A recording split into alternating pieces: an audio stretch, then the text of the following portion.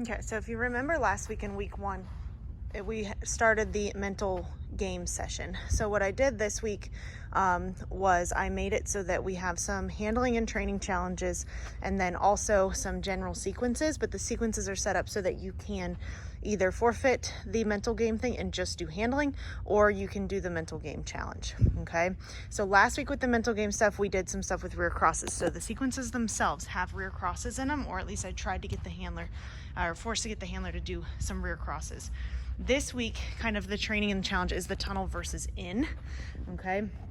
Particularly coming from another tunnel, okay? Now, you can start class with any series of drills, okay, that work tunnel versus in.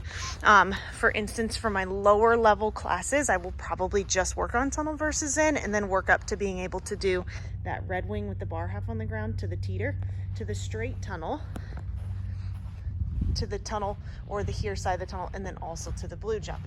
So the straight tunnel to the tunnel obviously is a good challenge because it lets the handler show some motion going into the tunnel. So it's a double whammy. You work your cueing a turn at the straight tunnel as well as your tunnel versus here at the tunnel up there, okay? For my more advanced classes, what I'm probably going to do is the jump to the A-frame and then around this loop, wingless triple, and then tunnel here and over to the blue, and then potentially even up to the back side of the blue there. So the reason I think this one is harder is because this blue tunnel is in your way and you are limited on how much you can pull to the left there, okay? If you have the running A-frame, you're even more limited, all right? So a couple little drills you can work on there with your tunnel versus here. Now, the sequences themselves are all numbered. There's white cones, yellow cones, and blue cones. I'm not going to take your time to go through all of them. You will probably have to turn the triple around should you do the blue ones.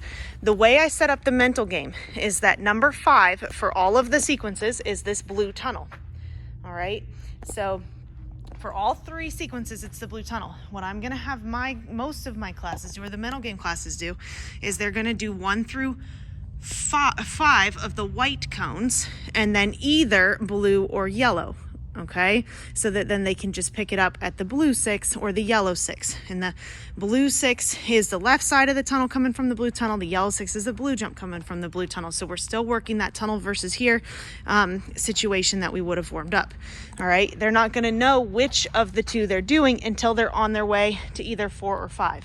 All right, so I specifically have the tunnel as number 5 so that way you can choose to do that mental challenge, or maybe you choose a 1 through 5 of a different of the sequences, or you can just say we're not going to do mental game, we're just going to work some handling, okay?